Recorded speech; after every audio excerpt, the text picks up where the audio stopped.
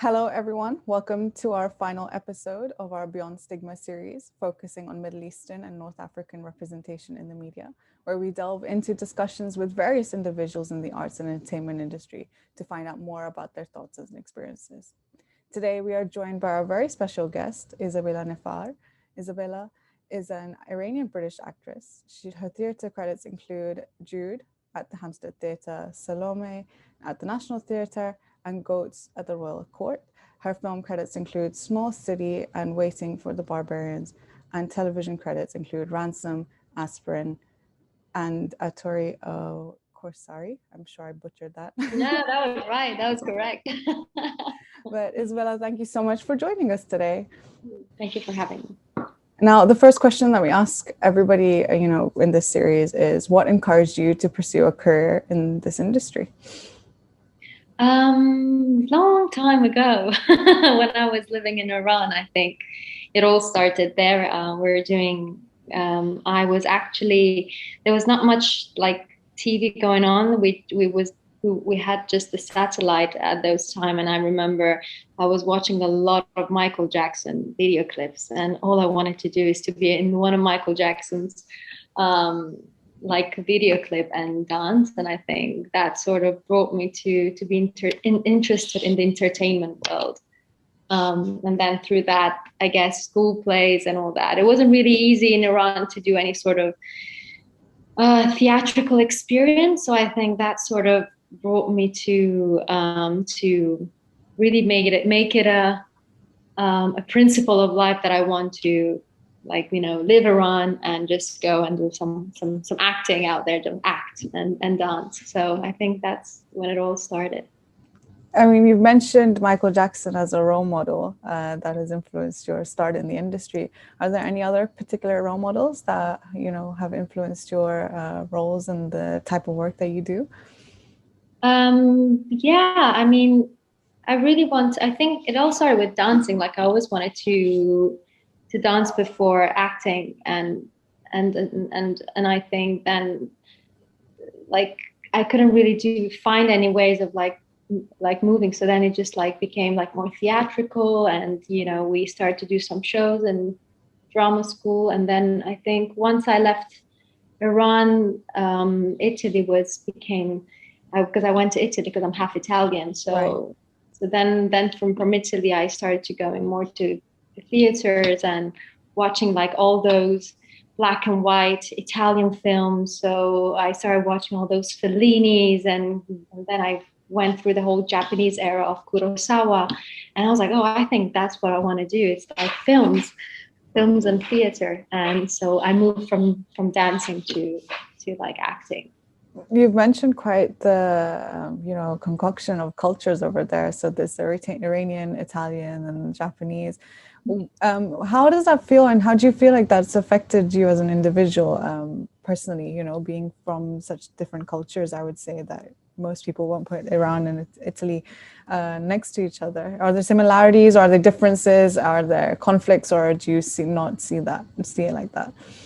I think it's like because Iran is this really has this very rich culture of like cinema and culture, just like so rich, full of like poetry and all these like theater that you can go and see, but like from one day to another one they can just shut down theater. So I was like at that age where I was just like really thirsty for any sort of culture experience that maybe a normal kid in any Western country could normally have. I was getting all these CDs and all these like CDs of the bigger master of like cinema, and I was just trying to get as much as possible from anywhere. So from Italian country, from Italian culture, from Japanese culture, from French culture, and yeah, I wasn't really much questioning like what was similar to what. I just needed to feel this need that I had of like cultural experience that I couldn't like have try myself like on my body. Until then, when I moved to Italy, I could really go to drama school, and that's when I was like in the midst of like trying different type of acting and going through musicals and radio plays. And then when I moved to London, it was video games and more theater, more acting. So, but before going all through that, all I could have was a screen and watch these amazing masterpieces. But it definitely has influenced my acting, I think, because I didn't really grow up with American films because they were not really available on for me in Iran. So I guess some of my acting has I don't know how exactly, but in some ways has got that influence of like Japanese films and like French like nouvelle vague. And what would you say are the differences for, I mean, I'm not very well aware of like the differences between the cultures, but I assume there are between the American and the Italian or even the Japanese or Iranian, cinemas and television shows. What would you say are like main differences between them? Between sort of American and the other cultures that we mentioned. Oh, I think it's the American films. Maybe they have a bit more of a linear storytelling, like even like later on when I got a bit more acquainted with like American films and like more like, let's call them mainstream, because you have also more American like independent stuff, but I think they have a very specific way of like telling stories. But when you watch those, for example, Iranian films that there's so much censorship happening, and still you can understand the intricate story of things, and there's I think with that kind of storytelling, you might have to work harder as an audience member. I don't know if that's the right way of saying, but you're not really spoon-fed. As for example, as in maybe as an American film where you can get like sort of a more linear storytelling of the hero, of the journey of the hero. No, that's very interesting. I mean, I've watched a couple of Persian films, and I couldn't give you the name because this was a while back, but I do remember they plucked on emotional strings that I don't think you would get from other films, usually speaking, at least. So it was very interesting in that sense. Now, of course, the times that we're living in particular, especially with the Oscars that have just gone past and representation being a huge part of it, and there are so many debates right now and within the media industry as to who gets to play who and what role gets assigned to who. What has your experiences been with this, especially as a MENA individual being from Iran, and how have you experienced this in the industries and the films that you've worked in?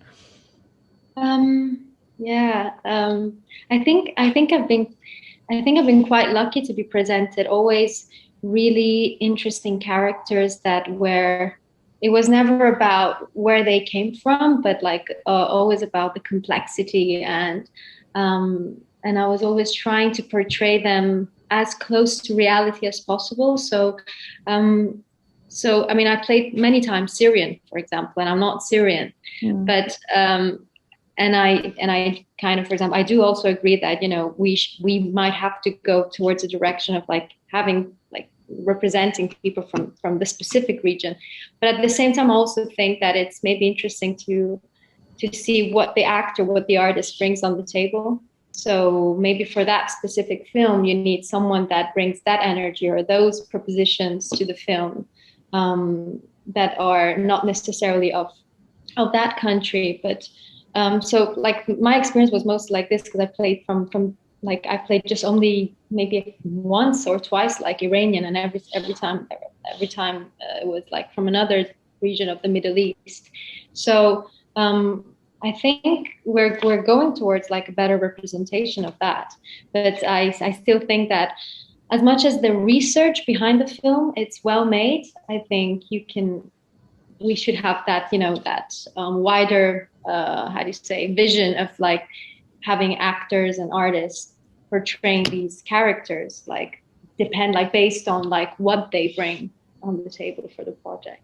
And does that influence the roles that you go for? As to like what goes into that? It does like the MENA aspect, or the fact that this person is, not stereotypically a white character, or does that influence Yeah, I think I always try to go for I think I'm always striving to go for closer to reality as possible. So I'm like the first thing I do, like from the audition process of like showing my character on camera in those 3 minutes that you have, for an audition. It's just to show the good sides and the flaws of the character, and just to show us the more complex, faceted spectrum of like different sides of the character as possible. So I don't really necessarily think of where they come from, but like, okay, what are they? What kind of human are they?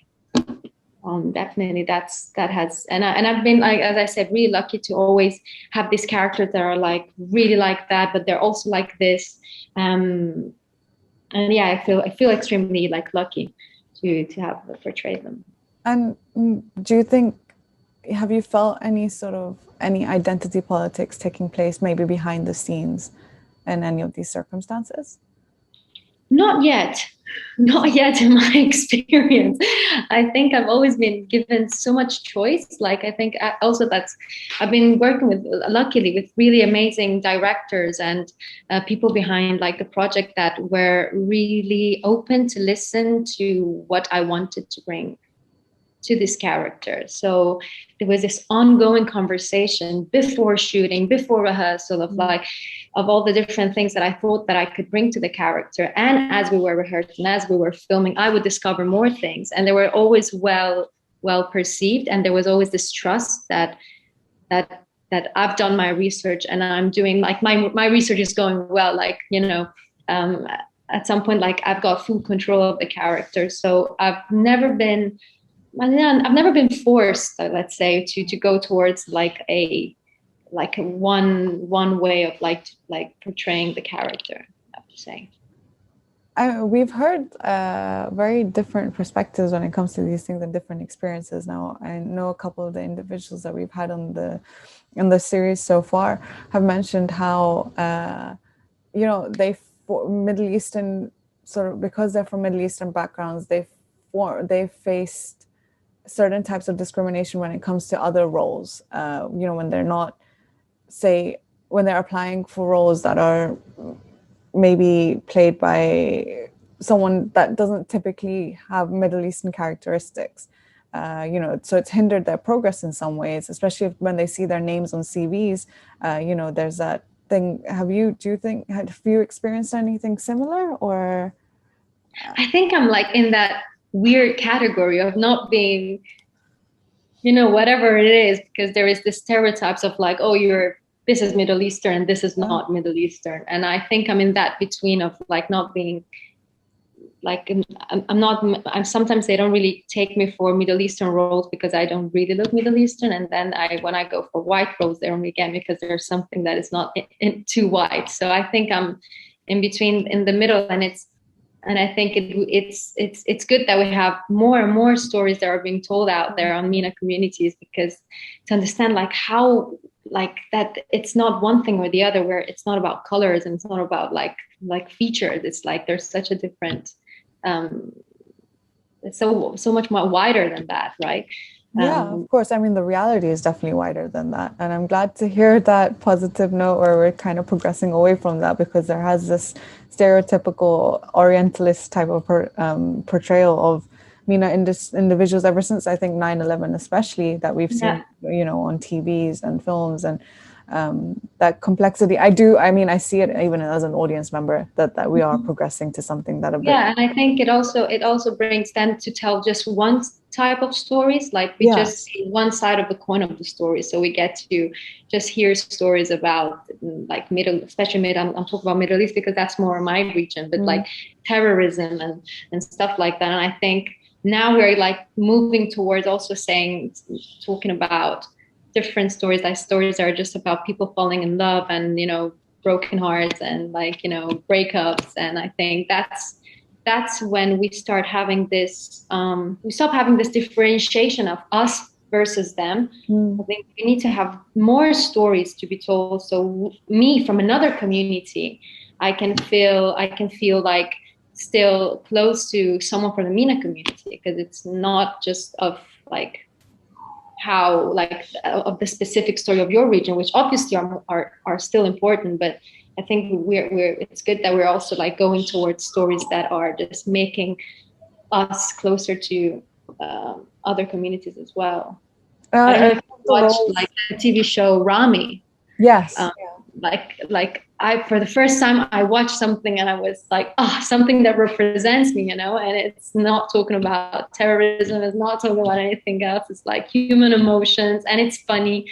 And yeah, I hope we're going to go more towards that direction. Yeah, I mean, it's an interesting dynamic, isn't it? There are people, I think, on both sides that are trying to reinforce the us versus them kind of narrative, and we are slowly, but then you have the people that are sort of in the gray area, especially amongst the diaspora. I feel that's very true because, you know, at least personally, I've never really felt like I belong to either or community as such, because there's, you know, there's things that you feel like you can relate to some aspects of some bits and then relate to others, but you don't wholly feel like that way with either or. And I think that's kind of influenced the way that the film industry is going. And Rami is definitely an example of that, where you've showed that, you know, it's a lot more complicated than it's just being, oh, you're religious or you're not religious. There's this whole huge gray zone, you know, that exists. Are there any projects in particular that you feel like you've worked on or would like to work on, you know, that have this sort of a feel? Rami, definitely. Like, that was the one thing, was that one show that I really felt close to, because I'm not from Egypt. And I wasn't born in New Jersey like the main character has. But I just felt like the comedy of it, the humor of it, and still the very serious matter. They were dealt so well. Like, you know, it wasn't like, oh, we have to talk about serious stuff, but it was like the lightness of how these things were talked about that really made me feel home. Yeah. And would you say that you have worked with many individuals from the same background as you, or has it been very diverse? Very diverse, very, very diverse. I've been working with, I think, like with a lot of British, like artists, international artists. I've done not long ago a show in Poland where everyone was from a very different background. And for example, there I wasn't really playing someone from a specific background, which was also quite liberating as well. Not to always play someone from somewhere very specific. But yeah, I think I was always like, the great thing about it was like, I've always been working with people that have done good research. Like in the same way that as an artist, as an actor, you have to come to a project like having done your research. I think I've been also working with people that have done their homework. And how would you feel the representation and your experiences have shaped sort of your identity and your career? I think the more I go, the more projects come to me, the more, I think, more auditions that come to me. I just to continue what I just said before, it's like how to, it's really important for me to keep questioning the character, keep questioning, like, how can I strive for reality? How can I make this character look as real as possible? How can I show the good side of it, but also go for showing like all the negative sides of it?